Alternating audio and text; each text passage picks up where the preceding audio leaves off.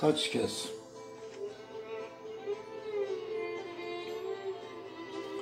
sabah kaç kez aradım kararsızı,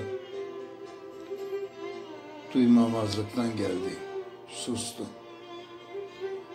Oysa gelecekti, bekliyordum. Koyuldum yola, tuttum elinden, geldik viraneye. Bir ara soğuk sular aktı geçti. Biraz dert, biraz sitem.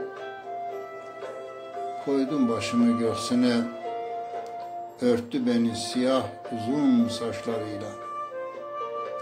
Öylece dakikalarca ağlaştık, ağladık. Alıp başımı gidiyorum dedim. Nereye? Bilmem.